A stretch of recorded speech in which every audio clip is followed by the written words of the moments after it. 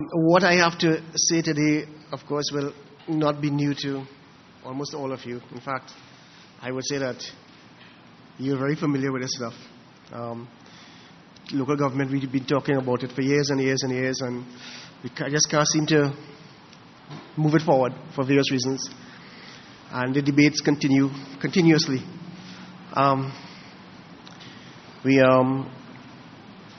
So I will try and address the issues. Perhaps it might help some of us put it into some perspective. So the topic is empowering local government, the path towards more efficiently run communities. And if we can begin with some clearly established principles and premises, the first is that it's an expression I use all the time, and it's is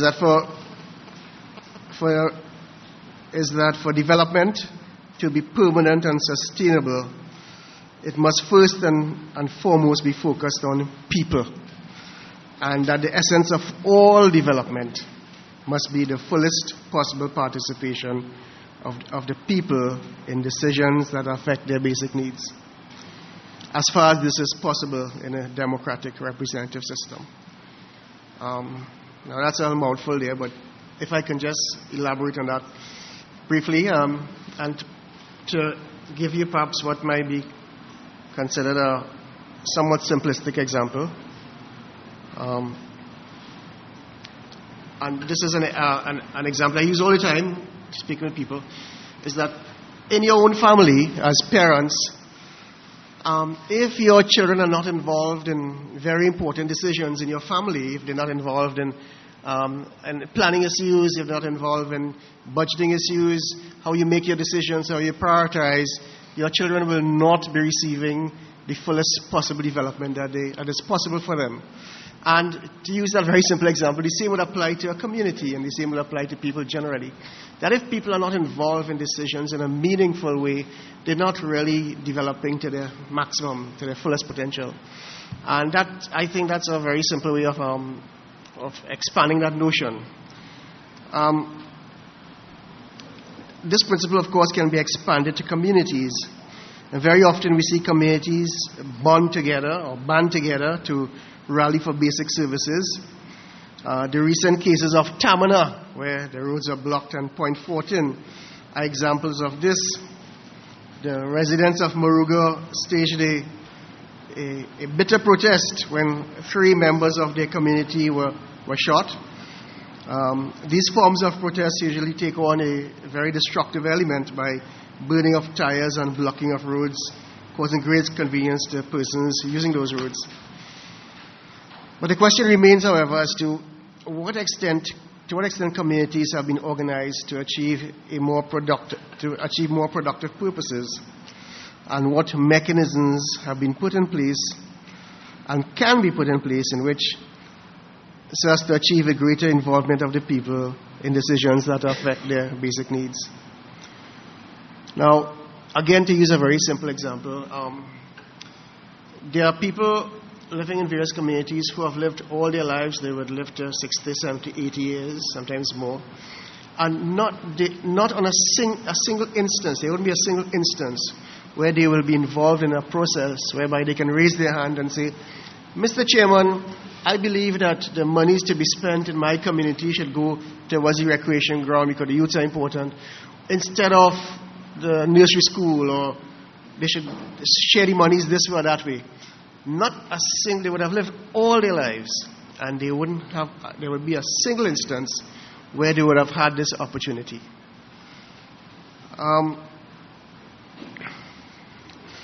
But this situation arises largely from, and all of you, of course, know this, largely from our past and our history of slavery, indentureship, and systems of exploitation.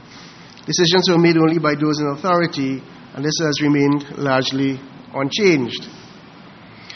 Now, while this system of exclusion has continued unabated, there have been some parallel systems organized by the people themselves, which have promoted some degree of participation.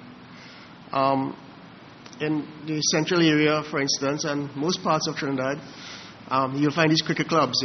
For instance, in my community, I have little villages like Basta Hall and Milton and Carolina and Esperanza. But the way the sugar plantations evolved, in every village there's a recreation ground. I suppose it's the English system. And every village has this recreation ground. Cricket is played, and football to some extent. But in every village, there's a little cricket club. And the little cricket club, they will have their constitution. Now, if you look at these constitutions, the fellas typed it up themselves on a little typewriter many, many years ago, and so on, a little 2-page document. The president shall be elected so-and-so, how much money you'd have to pay as membership fee, how the selection committee is formed, how the captain is chosen, and so on. So they have the little constitution. And they actually do meet once a year in the pavilion. Most times their clubhouse is the pavilion overlooking the recreation ground. They do meet and talk and choose their captain and choose their president and so on. So it's an exercise in democracy which among themselves are organized, which really they do not have in the larger sphere of things. And we have seen other systems evolved from the communities. For instance, the Susu is a simple banking system where people pool their resources and collect a lump sum later. So it's a system of community banking. Wewe, for instance, and the outlawed form of the game is still played a lot in the communities, and it's a system of village recreation, of village entertainment. We have seen systems where people get together and help others. The Gayap system, for instance, where fellow gets a little rum, put up a red flag. He's casting his decking, is what they call it, the floor. And you put up a red flag, you always see a red flag, and you get a couple of bottles of rum, have a cook some pilau, and the community will come and help out, and so on. We have seen clubs like football clubs, all fours tournaments, and so on, organized. These are community systems that evolved, the people themselves built over the years. But generally speaking, communities have not been organized from a formal sense. In spite of the fact that there are many community centers in many of these places and so on, but the communities themselves have not been organized as to be an integral part of our governmental system.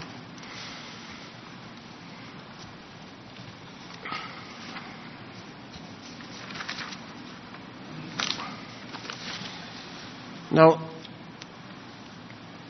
having set this stage and shifting back to our main topic here this morning, empowering local government, the path towards more efficiently run communities, the first question that arises is to examine whether in law and or in practice there is any link between local government and communities through the community and village councils or any other type of community organization. Now, I don't know the precise origins of the village councils, but they probably arose in the Better Village competitions that began in the 1960s. And the expression village council and community council does appear in the 1968 County Councils Act, where that act provides that in the selection of the 2 aldermen, at that time every county council would have 2 aldermen. In the selection of the 2 aldermen for the county council, one of the aldermen must be a member of a village or community council. Possibly the intention of the framers of this legislation was that an alderman in each local government body can help build a relationship between the local government body and the village and community councils. In my experience working with local government bodies, I have not seen such a movement taking place, not in the least.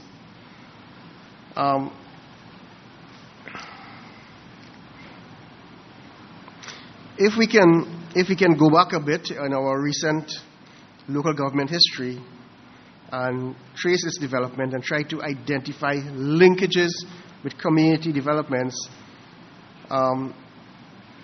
we will realize that there are some distinct elements, but not very many indeed, and we'll try to identify some of those. But perhaps if we go back a bit, perhaps the best place to start is the 1980 local government elections. And I don't know how many of you here, most of you here will recall that.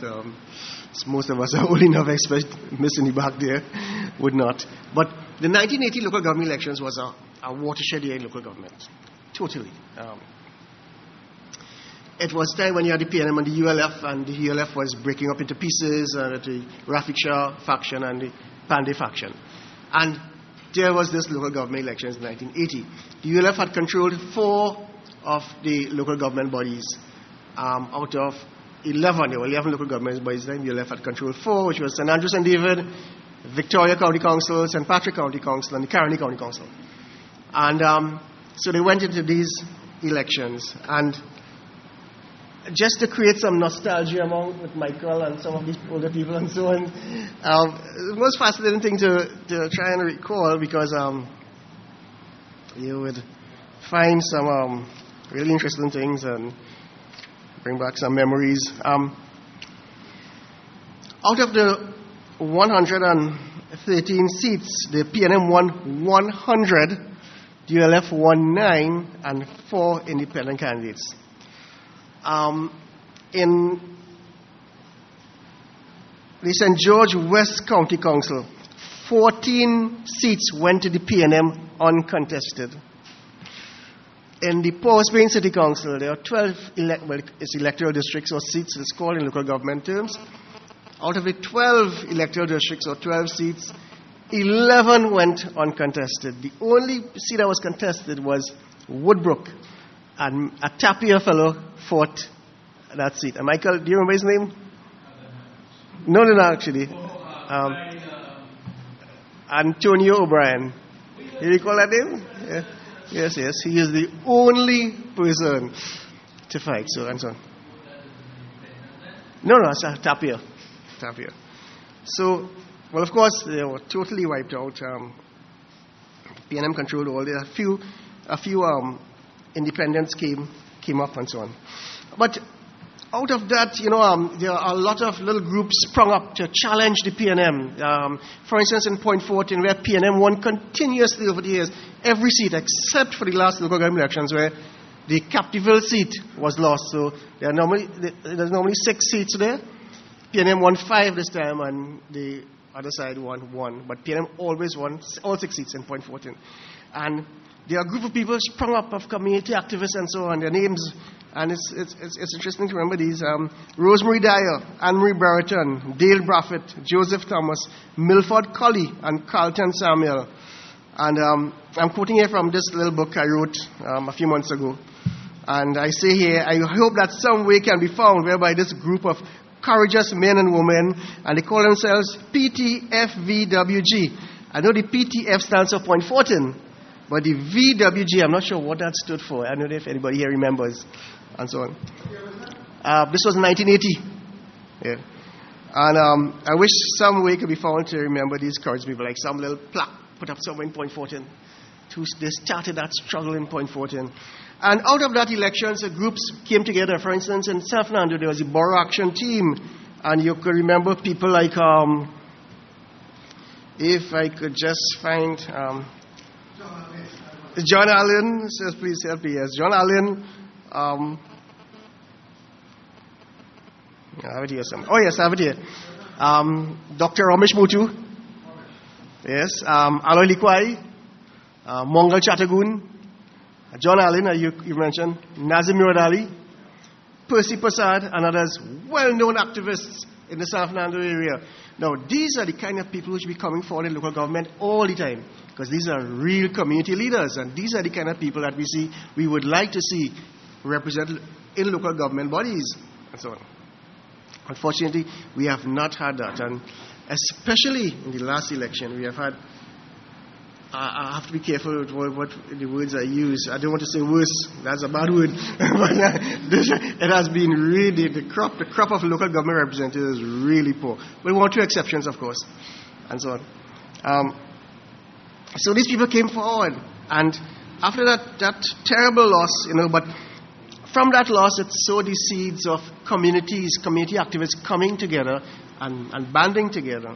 And when 1983 came around, of course, it gave rise to 1983 because in 1981, you recall that the Tapia people, the ULF people, and the DAC started to talk and so on. And there was the alliance in 1981. And from that alliance, the ONR came into the picture at that time, having gotten a large number of votes and not getting a single seat. They came into the picture with that alliance and so on. And we prepared ourselves for 1983. And so we started talking, those three parties and the ONR. And the Tapia movement took a lead deliberately in terms of organizing the vision and the intellectual challenge and getting everybody to understand what this local government thing is about and throwing it out and showing that it is really a journey, an exploration, a great adventure, talking about basic needs and services and community building must start there and real governance and government must begin at that level. Because at the higher level, you just talk, but nothing meaningful will really take place. But at that level is where development begins. And the Tapia people were very profound. And I do recall, in particular, Alan Harris was Michael's brother. Michael also was involved, but not as much as Alan. Lincoln Myers and Lloyd, what's it, Lloyd Taylor? Lloyd Taylor. Those are the three. Very much involved in organizing that process. So that when we went into the local government elections in 1983, people were excited and all kinds of professionals came forward. He had a fellow with a PhD finally appointed to a seat. Eventually, Suraj Rambachan himself became chairman of the St. Patrick County Council. Mervyn Assam was appointed chairman of the St. George's County Council. I fought. They tell me I was the first lawyer to fight a county council election as distinct from the municipality. Remember the municipalities had, for instance, Hugh Wooding as mayor of Portsmouth at one time and F.A.M. Hussain as mayor of Arima at one time. They are very famous lawyers. So it pulled a lot of people out. In Tapia, people fought too. And we put a severe licking on the PNM. It was their first loss since independence. And out of, I believe, 120 seats or so, we won 66 and they won 54. And we controlled 6 of the 11 local government bodies and they controlled 5. So we took control of the Association of Local Government Bodies. But bear in mind that local government bodies, although on the other side now, central government was still under the control of the PNM. And that was an adventure. When we went in there, for instance, we realized that there are so many things that could be done that the PNM never did. For instance, people were inviting local government bodies to come to this conference abroad and we want to entertain and visit our local government bodies and so on, and the government never took advantage of these things and sent their councillors abroad. Or we talk with the British High Commission. They arranged a trip for all the chairmen of councils and so on to visit England and visit several local government bodies, talk to them. We got a seat on the International Union of Local Authorities, one director from the Caribbean. We went to the World Conference in Rio de Janeiro. We did all kinds of things. And we started to lift local government. We did a paper on local government reform, which formed the basis of the 1990 Municipal Corporations Act and so on. So we were really taking it to the PNM. And they started attacking us. I remember Ronnie Williams, once Suraj Rambachan made a comment about ISPAT, and Ronnie Williams was then Minister of Industry and Commerce. And Ronnie Williams insulted and said, why the hell you don't keep yourself to drains and cesspits that belong to your area? Don't bother what I'm doing here and so on. So we were really taking the fight to them. And so out of that, I don't want to jump all over the place to get back to my little script here. Yes, out of that, well, it was the first defeat of the PNM after independence. And it gave rise, of course, to the 1986, because the parties continued working together. In 1986, we had the NAR, and that was the second defeat of the PNM, second successive defeat. And then there was another local government elections in 1987. And again, at this time, other professionals and other strong community leaders came in. Ramesh Mutu came in as mayor of San Fernando. Dr. Alan Sami, of cricket fame and Land Settlements Agency, CU, he came in as the deputy mayor of San Fernando. For the first time, we had taken Arima in 1987, and we took San Fernando, and we had more representation in the Powell Springs City Council and so on. And so local government was really moving. What is important, though, is for us to link those movements in local government with meaningful community development, and I want to go to that now. So,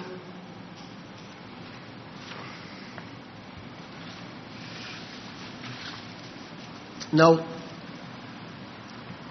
if I can just point out some distinct examples of that linkage that was taking place, because we all saw the importance of it.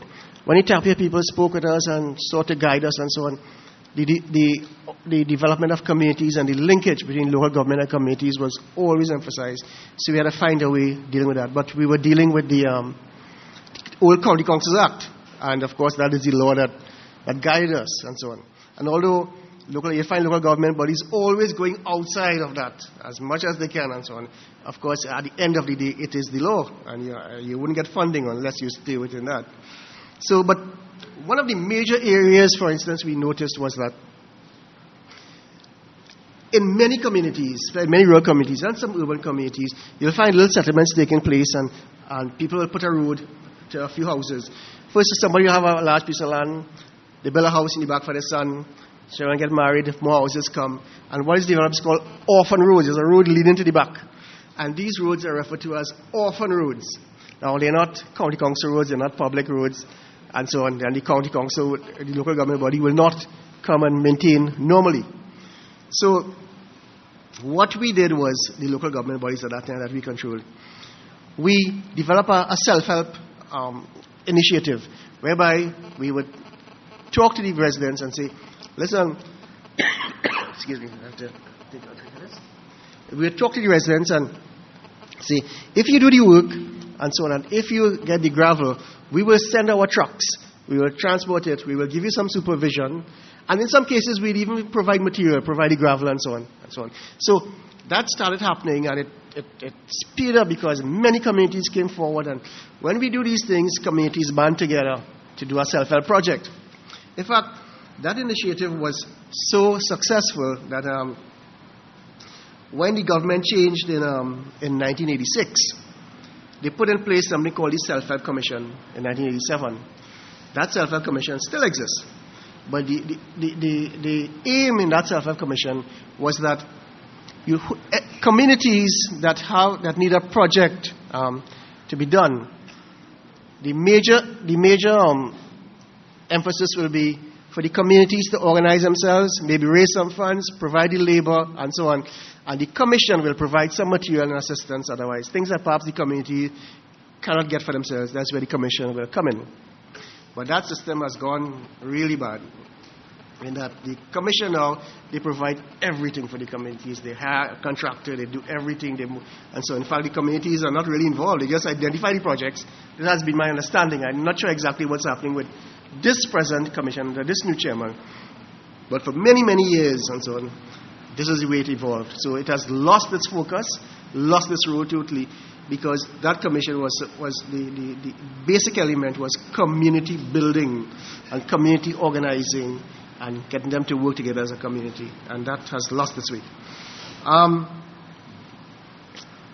We also did a document, a major document, which we used to refer to as the Assam Report, because Moving Assam was the chairman of that committee that prepared this document on local government. And we spoke about community building and meaningful linkages. And eventually, that document was a large part in putting together the Municipal Corporations Act. That is the present act, but that was passed in 1990. It's Act number 21 of 1990. And it widened local government extensively. I have a copy of the act here, and it gave much wider powers to local government bodies. Another area we emphasized was that we found it didn't make any sense that there should be a Ministry of Community Development, which is outside of central government, so outside of local government, that the Ministry of Community Development has absolutely no linkage, no connection, no responsibility with to the local government body, and so on.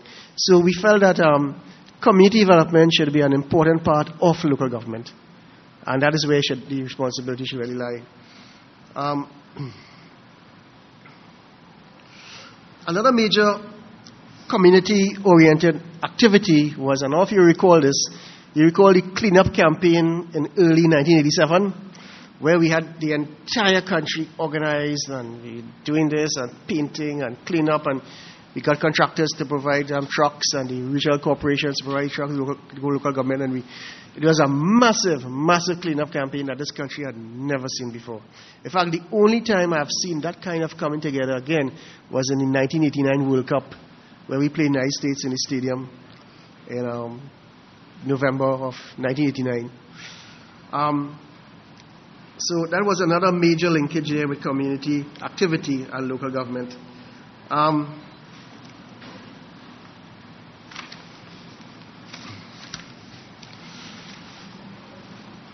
Now, having done that, now when having that act having been passed in 1990, when you recall that the PNM came back into central government in 1991, well, they immediately severed many aspects of that piece of legislation. And one of the most important pieces that was thrown out was the establishment of the Citizens Advisory Bureau, which was an important part of the Local Government Act. And to that purpose, in fact, many of the local government bodies had already established buildings to house the Citizens Advisory Bureau. I know that in Couva, for instance, which is the headquarters of the Couva-Tabaki-Talpa Regional Corporation, the Citizens Advisory Bureau was already built and established and manned, and when it was abolished in 1991, well, it was taken over by the municipal police. So that's where the municipal police headquarters is, where the Citizens Advisory Bureau is supposed to be. I remember somewhere, one of the perhaps St. George's County Council, the Citizen Advisory Bureau office was right near to the bus route, and so on, and that was also abolished, and so on. So that was another drive in pulling community development and local government together. The new act continued with the use of at least one alderman to be a member of the village or community council. That was in the old County Councils Act, and it is still in the new act. So under the administration of 1991 to 1995, we didn't see much movement. In fact, local government was starting to recede. And in the Pandey administration from 1995 to 2000, it continued that way, recede. We had lost the momentum of local government development. When the PNM came back into power in 2001, remember that we had three elections, 2000, 2001, and 2002, three general elections and so on. They came back in 2001 with 1818, and in 2002 they got a distinct majority and so on. We saw that during that time they attempted some reform, but it was a sort of a state of utter confusion. They came up with a green paper in 2004 which proposed some meaningful reforms. The fellow in Tobago was the Minister of Local Government at the time. I can't recall his name right now. Dumas, that's right, yes. And then Mrs. Manning became Minister of Local Government, and then they withdrew that and they published, after that they published a white paper in 2006, then they withdrew that and published another green paper in 2007, and then they published another white paper in 2008, and it kept going on and on. But the last one was really they watered down local government totally. And it really showed that they were going from one extreme to the next. And it is really interesting to try and account what really caused that level of confusion in the minds of those people who were running local government at the time. What was their thinking, and what motivated their thoughts in one direction and the other direction, what accounted for it? Perhaps one can say that while they wanted some reform, they were afraid to give up control. The control, for instance, it's always said that community development, the village and community councils are really party groups of the PNM. I don't know if you have heard that saying before. People say that all the time. And in fact, if you do go out and check some of the community councils, you would see that it's really PNM activists are in charge of the community and village councils in many, many areas. There might be a reason for that, because people who get involved in village and community councils are normally political activists. And so if they emerge as the leaders, that may be a natural thing, and so on. But this is the case. And you find that, for instance, in the community centers, you find that one person is in charge of a community center for the past 20 years. And when he gets old or dies, it goes to his family. It's like an inheritance coming down the line. A strong PNM person. And so you find this taking place, for instance, in my community, in the Perseverance Village, and so on. There's a fellow named Andrew Squires, who has been in charge of the community center for 30 years. And his daughter, for instance, opens the school in the community center, and so on. So it's like a family affair. These are the things that they were afraid of. Community development falls under central government rather than local government.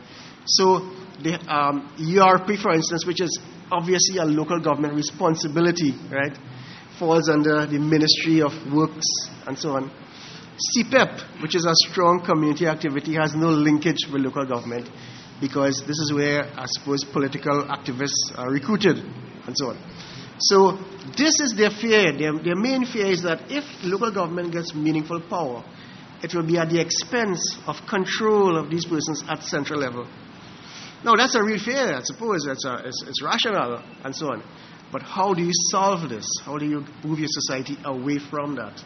And I suppose the solution is you have to move your politics away from an Afro-centered party or an Indo-centered party and build bridges so as to be able to move your whole governmental system forward. Once we're caught in that Afro-centered party, Indo-centered party, we'll be stuck in a we versus them continuously kind of politics that Pandey was so good at. Always playing we versus them. In fact, this book deals with that issue in a comprehensive way. So we had those documents. Half an hour, sir. 5 minutes again. Yes. So that green paper, those white paper, and so on. So it was a state of confusion, but which can be explained. Now we on to today and what's happening now, and we have a new government in place. 24th of May made it 1 year that they were there. I think 2 months, 24th of May. They had the elections in July, end of July, I believe, in 2010, and so on. Now, it's important to look and see, what they really promised. This is their General Elections Manifesto. And this is the Local Government Elections Manifesto. And although you notice, you see the difference in the two covers. Although the UNC did not participate at all in formulating this one, of course, Kamala's picture alone is there. But anyway, perhaps they had lost this one. I'm not sure at this picture. But it's interesting to see what they're saying there. And of course, it all goes back. Every single manifesto in every general elections and every local government elections, they promised decentralization, devolution. These are catchphrases and words that they use all the time at random. They promise stronger communities, community development, community policing, community activity, community linkages. Every single manifesto, local and general. But it just does not happen. And again, the same thing happens. I participated in preparing this manifesto, and if you read it, you'll find that some of the words here will sound like my words, because some of it I wrote myself. And again, we go back to strong community development and strong linkages. And for instance, in page 17 of this document, this is this is General Manifesto. The Local Government Manifesto is page 27. Local government involvement of the people, that topic, that broad heading. We will promote a system of local government that empowers the people in their respective communities, number one. Communities will define community problems and propose solutions, number 2. Number 3, local government bodies will consult and take into account the facilities and services that each community considers to be matters of priority, and so on and so on and so on. Set out all throughout the manifesto the importance of community building, the importance of involvement, the importance of participation, and so on. But we have not seen that yet. Sometimes, I find in these things, the personalities who are involved are key elements in whether things go forward. And I don't know if the present Minister of Local Government is the right person. He has his strengths, of course, but his skills and so on may lie elsewhere, but possibly not in the local government scenario. Perhaps you needed somebody there who was more involved, somebody like perhaps Dr. Alan Sami, who has been involved in local government extensively. He was the managing director of Susulan, which is a system of communities, and so on. So he would have been very good there, or other persons, and so on. So he probably doesn't have his skills there, and so on. So we have that there. I have not seen a single instance yet. They have been there till over a year now, a year and 3 months. And I'm trying to identify one word or one phrase that they would have used to say, well, that is the direction they're going in, and so on. But I haven't seen that. Although they have called me to form part of a committee into possible reform, I met a couple of times and the committee stopped sitting. I think I was making too much noise there and a bit too quarrelsome with them. So that's what's happening. But I have not seen, if anybody here has seen any indication of that direction being looked at and so on, I will be happy to listen. But I have not seen that. So the present government comprises 5 political parties. Aaron MacLeod said some time ago that the movement for social justice is an equal part of the government, like any other party, and I agree with him. They're an equal part, although they have only 1 seat, but it is an equal part. In terms of sitting together and work out policies and so on, I agree entirely with his statement. It's like Phyton, for instance. Susulan is a member of Phyton, like the OWTU. Susulan is so small and the OWTU is so big. But we are equal with the OWTU in terms of our voting powers at Phyton, and so on. So I believe the present arrangement, the People's Partnership, should be structured in a similar way. So there is some hope that things should be settled down very soon, and they'll push this line of implementing with the recognition that real development can only take place by the fullest involvement of the people in decisions that affect their basic needs. And if they adopt that mantra, I think, and if the whole society could adopt that saying and so on, that you can't go anywhere unless people are involved in a meaningful way, and so on, we may be able to move positively. So I want to end on that statement. Thank you.